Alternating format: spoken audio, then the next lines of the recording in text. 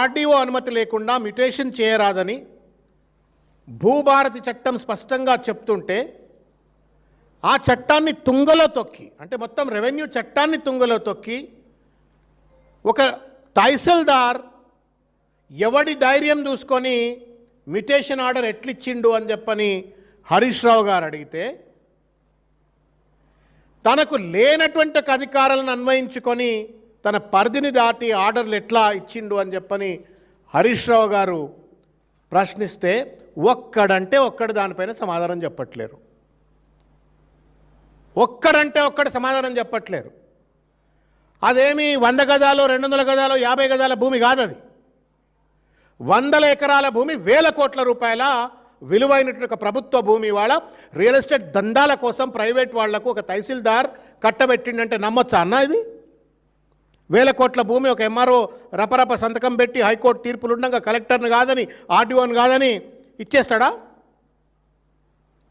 తీగలాగితే డొంకంతా కదిలిందన్నట్టుగా ఒకవేళ సహేతుకమైన విచారణ కనుక జరిపినట్టయితే రైట్ ఫ్రమ్ ఎంఆర్ఓ నుండి మొదలవుతున్నటువంటి ఒక ఈ ఆర్డర్ రూపంలో కనబడుతున్నట్టు ఒక కుట్ర కుంభకోణం కలెక్టర్కు చుట్టుకుంటుంది, సంబంధిత మంత్రికి కూడా తప్పనిసరిగా చుట్టుకుంటుంది.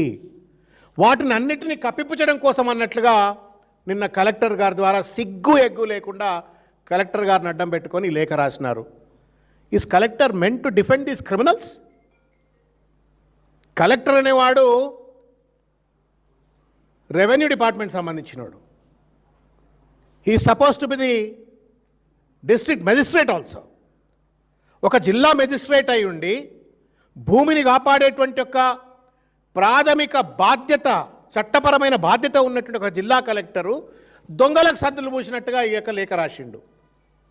ఈ లేఖలో లాస్ట్ పేరా చదివితే అన్న మనం దేంతో నవ్వాలో కూడా అర్థం కాదు. ఇక నేను అర్థమైద్ది అనుకుంటా దేంతో నవ్వాలంటే ఏందని.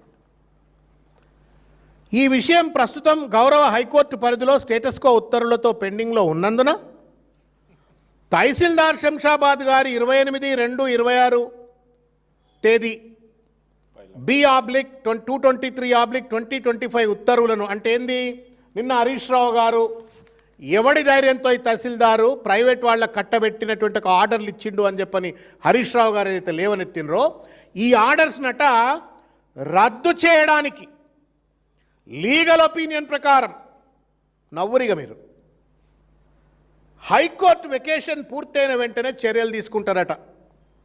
అంటే ఏం చెప్పురి, ఇల్లు కాలినాక చేతులు కాలినాక ఆకులు పట్టుకుంటా అంటున్నాడు collector. Is this the proactive governance? మీ కుంభకోణాన్ని గాథ కింద పందికొక్కుల లెక్క మీరు చేస్తున్నటువంటి ఒక భూదోపిడిని సహేతుకమైన ఆధారాలతో హరీష్ రావు గారు బయట పెడితే, బీఆర్ఎస్ పార్టీ బయట పెడితే దానికి సమాధానం చెప్పకుండా కలెక్టర్ను మీరు ఇవాళ అడ్డం పెట్టుకొని ఒక లేఖ రాస్తే అండ్ల కూడా దొరికిపోతారు మీరు. నేను అడుగుతా ఉన్నాను పొంగులేటి శ్రీనివాసరెడ్డినో లేకపోతే కలెక్టర్ నారాయణ రెడ్డి గారినో, మీ భూమిని మా శ్రీధరన్న భూమి అని చెప్పని ఎవరన్నా తహసీల్దార్ ఒక పట్టా ఇస్తాడు, నారాయణ రెడ్డి గారి భూమిని శ్రీధరన్న భూమి అని చెప్పని పట్టాలు ఇస్తాడు. ఇగో గిట్లనే ఇదే ఆర్డర్ ఇస్తాడు. నారాయణ రెడ్డి భూమిని శ్రీధర్ గారి భూమి అని ఇస్తాడు. ఇస్తే నారాయణ రెడ్డి ఊకుంటాడా? ఏమంటున్నాడు నారాయణ రెడ్డి? హైకోర్టు అంతా వెకేషన్ అయినాక అట్లెట్ల తహసీల్దార్ ఆర్డర్ ఇచ్చిండో నేను ఆయన పేరు చర్యలు తీసుకుంటా అంటున్నాడు. ఇంతకంటే దుర్మార్గం, నీచత్వం, అలసత్వం ఏ మాటలన్నా నాకు అర్థం కావట్లేదు. మళ్ళీ ఆయనే స్టేటస్కో ఉందంటాడు. నాన్సెన్స్. ప్రభుత్వం నడుపుతున్నారా, సర్కస్ కంపెనీ నడుపుతున్నారా? ఏమయ్యా రేవంత్ రెడ్డి గారు, ఏం ప్రభుత్వం అయ్యా ఇది? మంది భూములు లాక్కుంటారు, పేదోని ఇండ్లు కూలగొడుతుంది, ప్రభుత్వ భూముల్ని కబ్జాలు చేస్తుంది, ఆఖరికి ఆధారాలతో ఎంఆర్ఓ అనేటోడు ఎవరి ధైర్యం చూసుకొని అడమైన లేఖ రాస్తాడండి వాడు? నీ ధైర్యమే రేవంత్ రెడ్డిది. పొంగులేటి శ్రీనివాసరెడ్డో లేకపోతే రేవంత్ రెడ్డో ధైర్యం చూసుకొని ఇడు లేఖ రాస్తాడు. ఆ లేఖకు మద్దతు అన్నట్టుగా స్టేటస్కో ఉంది, తప్పుడు లేకే, దీనిపైన చర్యలు తీసుకోవాలంటే నేను కోర్టు దమ్ముంటే ఆర్డర్ ఏమన్నా పొంగులేటి శ్రీనివాసరెడ్డి నువ్వు దీని మీద? I am not even asking whether Tahsildar to be dismissed or not dismissed. You have a legitimate right authority ఉంది నీకు. ఇది ఏదైతే ప్రొసీడింగ్ నంబర్ B/223/25 డేటెడ్ 28/2/26 ఇది ఇల్లీగల్, ఇది తప్పు అని చెప్పని ఇచ్చే దమ్మెందుకు లేదు నారాయణ రెడ్డి నీకు? Because you are also complicit. Collector కూడా కాంప్లిసిట్ కాబట్టి ఎంఆర్ఓ కలెక్టర్ అంతా కూడా కుమ్మక్కైపోయి, సంబంధిత మంత్రులు పెద్దలు అంతా కలిసి కుమ్మక్కైపోయి వేల కోట్ల రూపాయలు విలువ చేసేటువంటి ఒక పెద్ద షాపూర్ భూములను కబ్జా చేయాలని ప్రయత్నం చేస్తున్నారు. కాబట్టి ఈ దొంగలేఖ రాసి హరీష్ రావు గారికి ఏదో సమాధానం చెప్పినాము అని చెప్పని ప్రజలను మభ్యపెట్టేట్టుకు ప్రయత్నం చేస్తున్నారు. మేము ఒకటే చెప్తా ఉన్నాం, అండ్ వీ రీటరేట్ అగైన్, వదిలిపెట్టేదే లేదు ఎవరిని. అది ఆఫీసర్ అయినా సరే, లేకపోతే ఎంఆర్ఓ అయినా సరే, మంత్రి అయినా సరే. పెద్ద పెద్ద మాటలు మాట్లాడండి ఇంతకుముందు పొంగులేటి శ్రీనివాసరెడ్డి గారు. ఎవరిని వదిలిపెట్టే ముచ్చట్లేదు. We will fight legally, we will fight on the field. మిమ్మల్ని ఎక్కడ ఎట్లా ఎక్స్పోజ్ చేయాలని అట్లా ఎక్స్పోజ్ చేస్తాం. డిఓపిటీ కూడా రాస్తాం నారాయణ రెడ్డి గారు. నీ అధికారాలను నువ్వు కాంప్లిసిట్ కాకపోతే ఇది ఎందుకు నువ్వు ఇమీడియట్గా సస్పెండ్ చేయవు ఈ ఆర్డర్ను? నువ్వు దీంట్లో కనుక నీ పాత్ర లేకపోతే నువ్వు ఎందుకు సస్పెండ్ చేయట్లేవు? వై ఇస్ దట్ యువర్ ఎవడావాడు నీకు లీగల్ ఒపీనియన్ ఇచ్చినాడు that you are not suppose to take an action against the MRO అని చెప్పని సుదర్శన్ రెడ్డి గారు చెప్పినరా? ఏజీ గారు చెప్పినరా? GP revenue చెప్పినరా? ఒకవేళ అట్లా చెప్పినట్టయితే ఇక ఈ మొత్తం ప్రభుత్వాన్ని అనుమూల రాజ్యాంగం నడుపుతున్నది, అంబేద్కర్ రాజ్యాంగం నడుపుతలేదు. ఇక్కడ నాన్సెన్స్.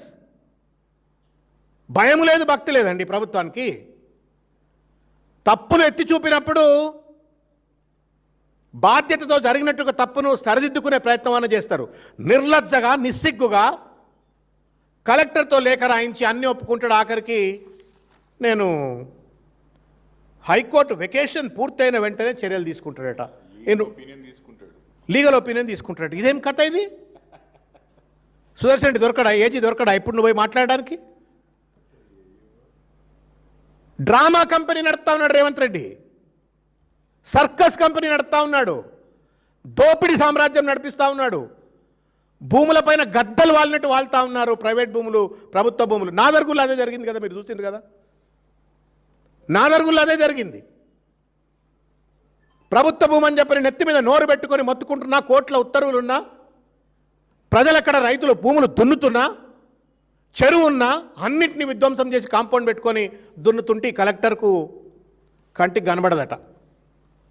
మేము పోయినాం, మా కార్తిక్ రెడ్డి గారు, మేము అంతా పోయి అమ్మ సబితమ్మ గారి యొక్క నాయకత్వంలో అందరం పోయి కలెక్టర్ దగ్గర పోతే నోరు నిలబెట్టి చూస్తాను, సమాధానం చెప్తలేరు.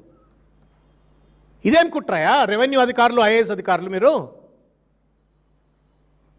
మేము డిమాండ్ చేస్తూ ఉన్నాము మరొక్కసారి జిల్లా కలెక్టర్ గారికి కానీ, రెవెన్యూ యంత్రాంగానికి కానీ,